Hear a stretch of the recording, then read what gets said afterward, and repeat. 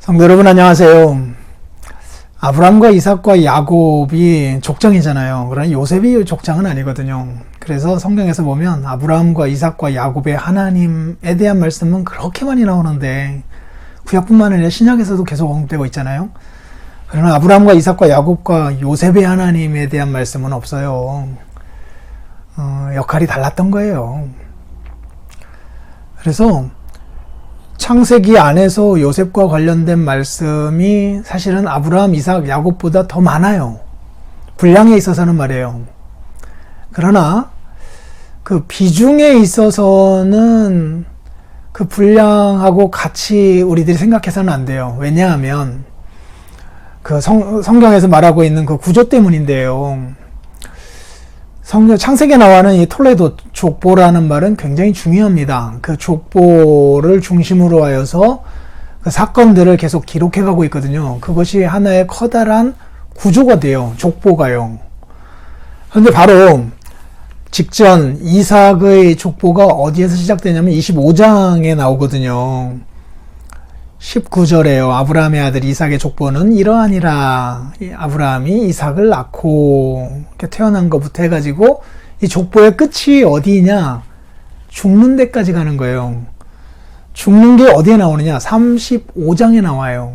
그러니 25장에서부터 35장까지는 지금 이 이삭의 족보니라라고 하며 이삭을 중심으로 해서 메시지를 진행해 가고 있는 거예요.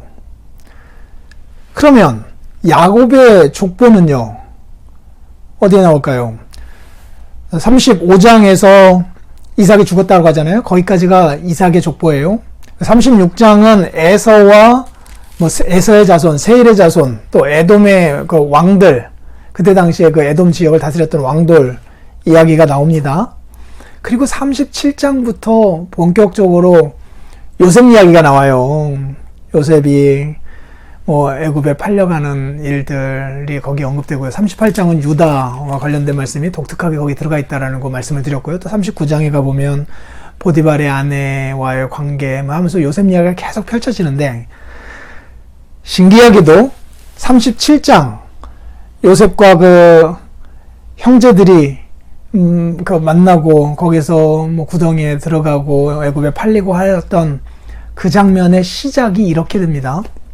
야곱이 가나안 땅 곧 그의 아버지가 거류하던 땅에 거주하였으니 야곱의 족보는 이러하니라 라고 하며 요셉이 17세의 소년으로서 그 형들과 함께 양을 칠 때라고 하며 야곱의 족보라고 해놓고 요셉 이야기가 나와요. 그리고 족보는 출생부터 시작하여서 어떤 과정의 사건들이 쭉 언급되다가 마지막에 죽음으로 마치는 게 일반적이에요. 그러면 야곱의 죽음이 어디서 나오는데요? 창세기 맨 끝에 49장이요. 그리고 장사 지내는 것까지 하면 50장까지 이어갑니다. 즉 37장부터 창세기 50장까지의 핵심 그 커다란 바운더리는 지금 야곱이에요. 야곱이요. 야곱의 족보를 이야기하면서 요셉과 관련된 에피소드를 우리에게 전해주고 있는 거예요. 즉 아브라함과 이삭과 야곱에게 하나님께서 말씀하셨던 히스토리를 이루어감에 있어서 요셉과 관련된 에피소드를 우리에게 전해주고 있는 거예요. 그래서 전체적으로 요셉이 중심이 아니라 야곱이 중심인 겁니다. 야곱이요. 그렇기 때문에 야곱의 출생과 이 야곱의 죽음이라고 하는 것을 그 족보라고 하는 말로 표현한 것이고요. 그 안에서 이 요셉을 설명해 가고 있는 거예요. 그렇게 보면 어떻게 되는 겁니까? 아브라함, 이삭, 야곱은요, 지금 하나님께서 하나님의 나라를 이루겠다라고 하신 약속을 그들에게 행하신 거잖아요. 그래서 계속해서 이루어 가고 계신 거잖아요. 야곱에 와서는 이제 12아들을 두심으로써 실제적으로 12지파의 기틀을 마련하신 거잖아요. 그래서 나라를 위한 어떤 전초 기지 같은 것을 마련하신 거잖아요.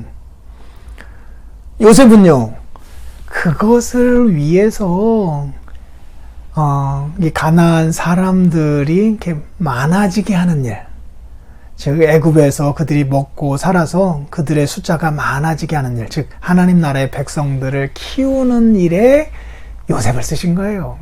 그 사이에 이런저런 드라마틱한 에피소드들이 많이 있었던 거고요. 그래서 야곱에게 하나님께서 약속하셨던 바를 요셉을 도구 삼아 이루어 가시는 모습을 창세기가 우리에게 가르쳐 주고 있는 거예요. 이렇게 성경을 보시는 게 더 큰 그림으로 정확하게 바라보고 있는 것입니다. 또 내일 뵙겠습니다.